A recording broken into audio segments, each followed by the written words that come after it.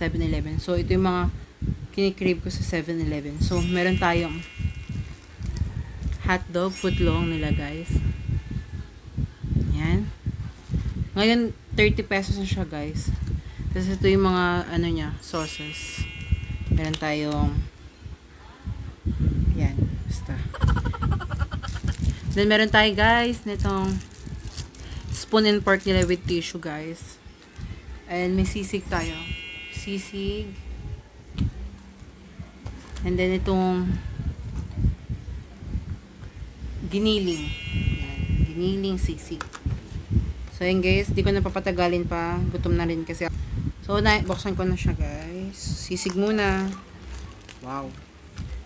So, ito yung laman ng sisig.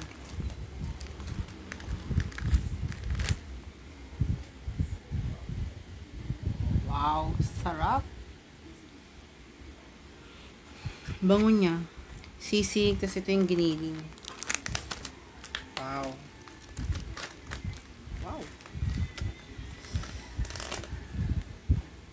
Ito naman yung laman ng giniling. Yan. Sarap.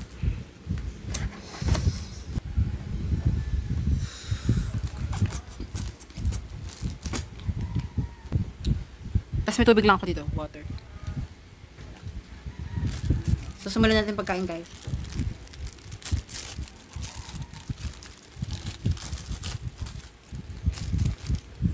Unahin ko naman na yung sisig.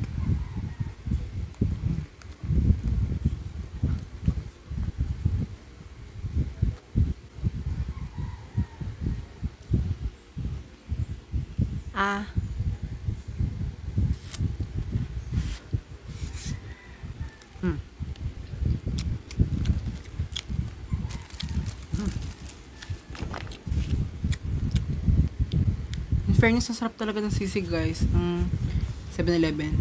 Affordable naman siya, guys.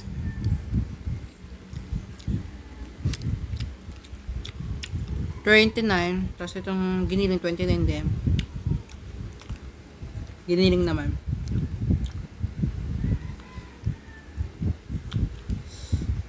Maanghang nung ano? Sisig. Ito, guys, yung giniling.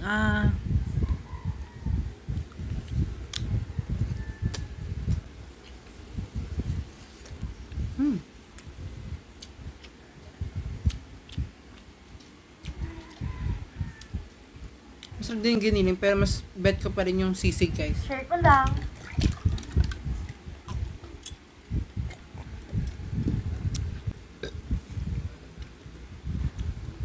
Worth it silang bilhin, guys. Affordable na. Very student basta okay siya sa mga estudyante like me.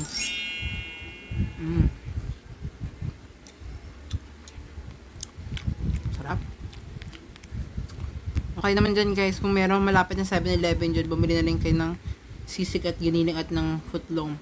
Kain na kayo, guys. Sabay nyo ako. Sarap.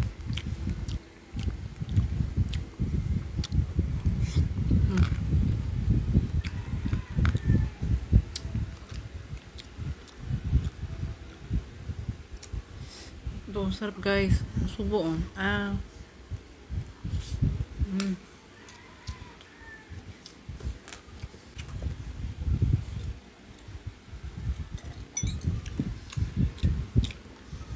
medyo yung giniling, guys, medyo maalat na onte. Pero okay naman. Party ba ba? 29 pesos. Ay.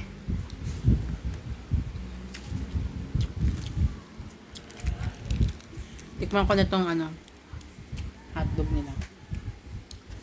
Dressing.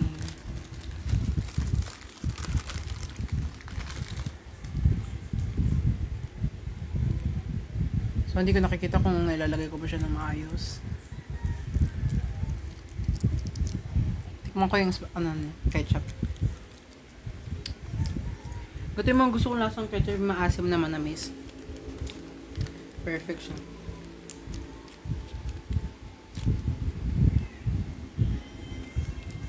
Ito naman yung dressing niya. Mustard to eh. Oh.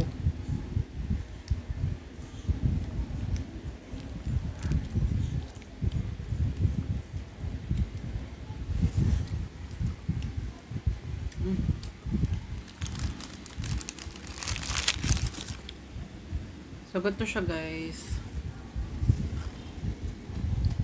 Yummy.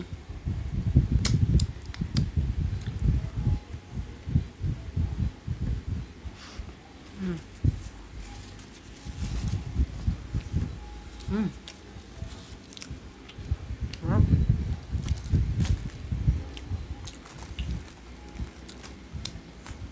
Sarap guys.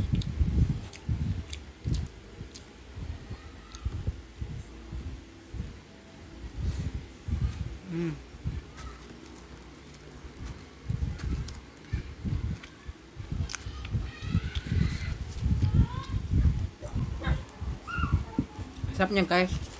Very affordable na, masarap na. Kayang-kaya na ng budget natin bilang estudyante. Worth it talaga guys.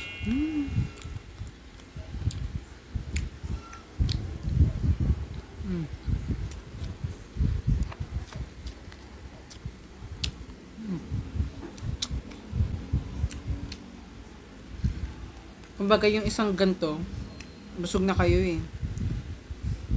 Kung hindi kayo, kung maano kayo, tipid kayo sa ulam, pwede to sa inyo guys.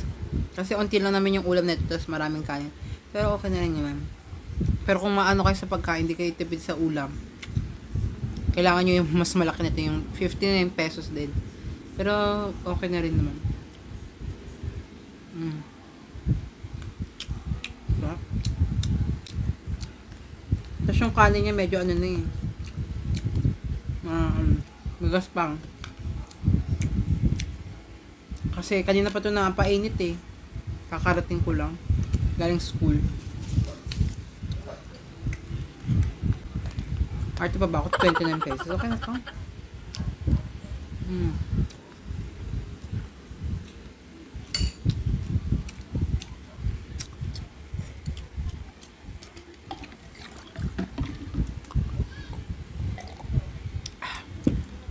Excuse me.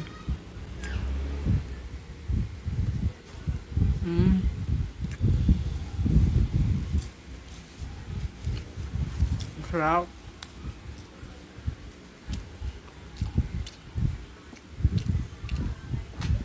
Ibilisan ako ng Slurpee, kaso matutunan din kagad, so hindi na ako bumili. Next time na lang pag sa ano, next vlog, next mukbang ko ba.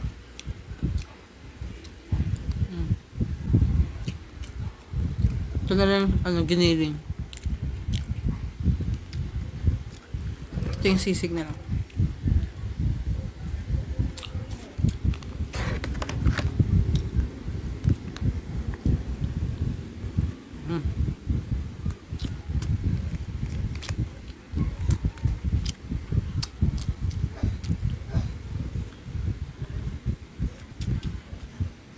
Sarap talaga.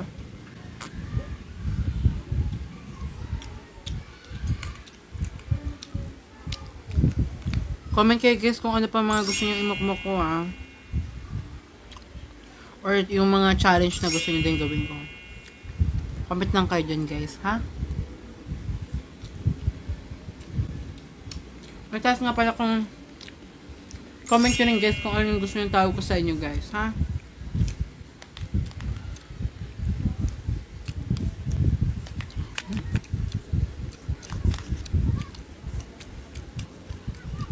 Mas ko na itong giniling.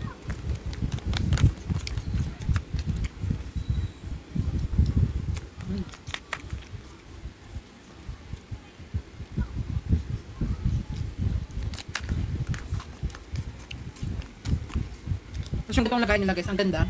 Pwede siyang gamitin pag ano, pwede ng kulang. Kaya worth it na siya guys.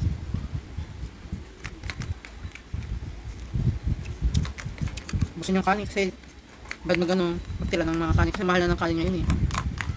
Kaya kayo dyan, huwag kayo magsasayang ng kahit anong ano, kanin man uulam, huwag kayo magsasayang. Kasi dahil mga batang hindi din nakakain, kasi kumakain nila. Kaya kayo busin yun.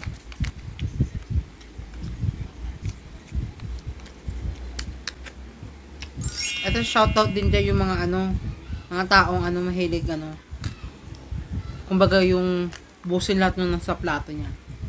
So ayun nga, gusto ang giniling. Ito namang sisig, ubusin ko na yun. Tapos yung sisig lang guys, medyo oily, mantika. Sisig nga eh. So ayun, ubusin ko na.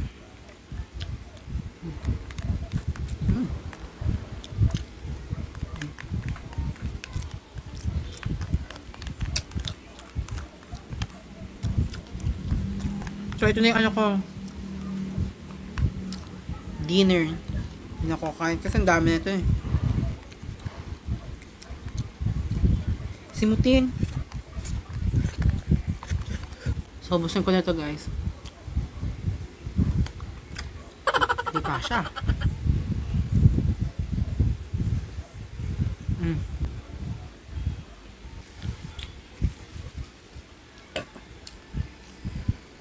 Tayo. So, I hope na nagustuhan nyo itong mukbang na to guys. And comment nyo na lang guys kung ano pa mga gusto nyo gawin ko sa mga videos ko guys. Yun lang guys. Bye!